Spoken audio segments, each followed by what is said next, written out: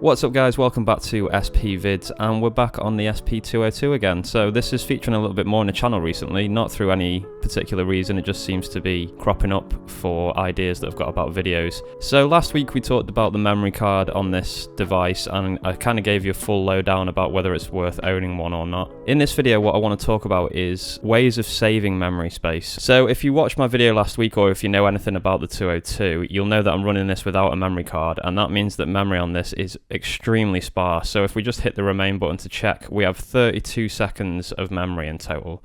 Now that may seem like a decent amount, but honestly it just vanishes before you even know it. So you do have to be very careful with how you use the memory on this device, but I've got a few tips for you guys and hopefully these help you out. Now I imagine these 3 tips that I've got for you guys, they probably apply to quite a lot of other older samplers as well, and you'll see what I mean when I get onto that. But yeah, I mean, essentially, if the sampler has these features on them, the same as the 202, you'll be able to make use of these tips in order to save memory space. So yeah, we've got our 32 seconds to work with, and the first thing I'm going to show you is the sample rates, basically. So down the side here, if you are not familiar with the 202, when you're recording, you can choose what sample rate you want to use, and I hope you can see the light here. It might be a little bit dim for you guys.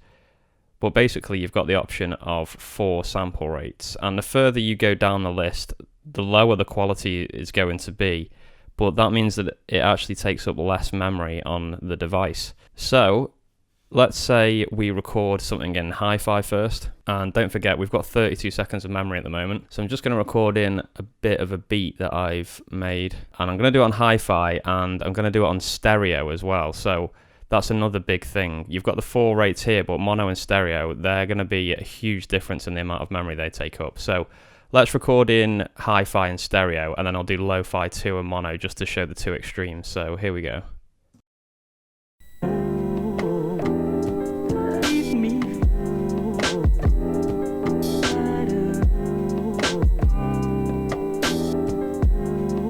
Okay, so I tried to make that 10 seconds, it may have been a bit over, so let's see how much memory we've got left now. So we've got 8 seconds left now. We had 32 seconds in total. That was 10 seconds worth of audio, and we now have 8 seconds of memory left. So I'll just quickly delete that. And what I'll do now is I'll record in another 10 seconds of that same track, but I'll do it on lo-fi 2. And I'll do it on mono, so we're all set up now. So let's give this another go.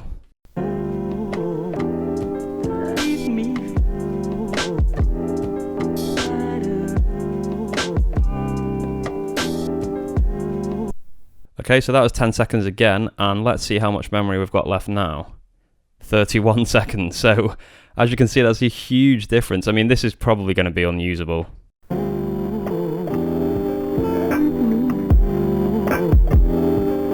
Okay, it's unusable, but you know, you need to get creative with these older devices, and maybe there is something that you can get away with sampling at a lower sample rate. But I mean, yeah, that's actually even baffled me, to be honest. Still 31 seconds worth of memory left on there. So yeah, lo-fi 2 and mono, obviously you're going to get so much more data on the device using the lower sample rates, and also sampling in mono compared to stereo is going to make a huge difference as well. So I think that's kind of 2 tips, to be honest, but I'll just say that that's 1. So let's move on to the next tip, and this is one which it usually applies to any sampler that you're using, and it's using a truncate feature. So I'm going to have to remember how to do this. I've actually done a video about this before, but I'm just going to record in some audio. I'm just going to do hi-fi mono, it doesn't really matter for this particular example.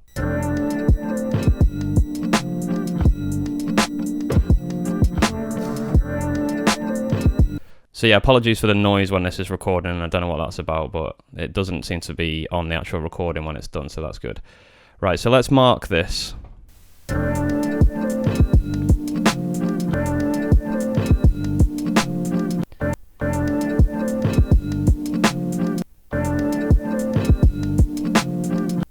So there we go, that's a lot shorter than the original sample that I sampled in. So I'm pretty sure, if I can remember rightly, it's delete, mark, and then delete again. Yeah, and there we go, that's truncated the sample. So if you're not familiar with truncate, let's say the sample is this long and you want to mark here and here. I've done the mark points, but we've still got this bit of audio here, this bit of audio here either side. It's still on the device even though you can't hear it. So what Truncate does is just delete these two parts so that you've only got the actual part of the sample that you want. So this stuff on the sides, which you don't need, is taking up valuable memory space, and obviously, yeah, we don't want to keep that. So what that Truncate method does there is it just eliminates all the audio that you can't hear either side of the mark buttons. So yeah, another very, very handy tip, and you do have to get into the habit of that with the SP202 and other older samplers as well. Trim away all that audio that you don't want to use, and that'll save you a lot more memory space. I'm just going to quickly do that again and show you a before and after. So we've got the 32 seconds again. Let me do this recording.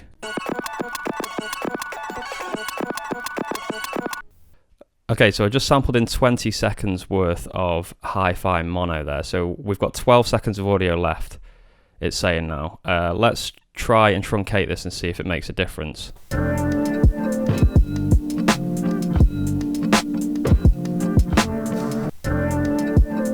Okay, so we've marked the points on there. We're still saying we've got 12 seconds left. Let's truncate that. And now we're back to 26 seconds worth of storage space available. So there you go, it's definitely worth doing that. So obviously that was quite an extreme example. I just chopped a small loop out of that entire 20 seconds that I'd recorded. But yeah, I mean, it just goes to show that it can make an amazing amount of difference if you just discard the bits of audio that you do not need. Okay guys, so for this final example, this is a technique that's been knocking around on older devices for many, many years that I want to show you.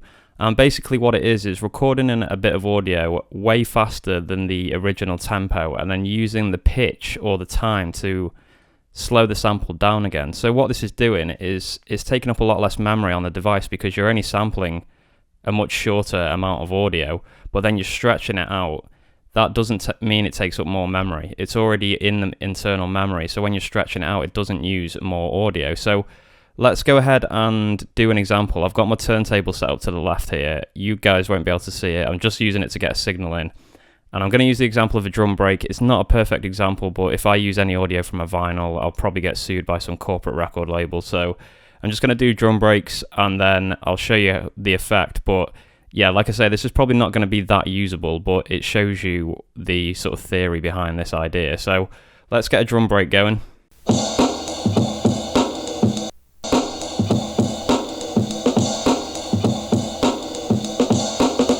So that took up about 4 seconds. I sampled on hi-fi and mono.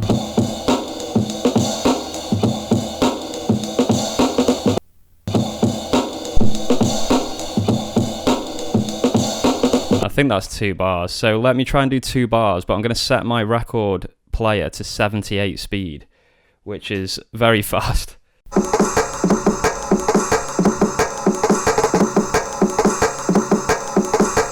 Okay, so if we check how much space that took up 2 seconds. And then what I can do is use the pitch dial. And that's sounding much closer to the original audio. It's not perfect, and like I say, this example isn't perfect, but it's much closer to what the original tempo is. And we've still only used 2 seconds worth of memory time. So that is a huge one, guys. If you are using devices with small memory, another great way of using that is with the PO33 as well. You can put on a load of data very fast and then use the pitch controls to slow it right down and get it sounding like the original audio again. And what that will do is save you a load of memory space. So that's it for this one, guys. I think they're genuinely very, very useful tips for saving memory on this device, and I hope that they help you out. If you do want to support what I do, you can become a member of the channel. Use the link in the description below, or head to spvids.com and pick up a beat pack. It really, really does help me out. It keeps me going. So if you could go over and pick something up, that would be awesome. Huge thank you to everyone that's a member at the moment. I really, really do appreciate the support. And also just thanks to you all as well for watching and giving me the thumbs up and leaving comments and engaging in conversation. It's really, really cool being part of this channel. And you guys are as much of a part of it as I am as well. So thank you all very much, and I will be back with more content soon. Keep making beats, guys. Peace.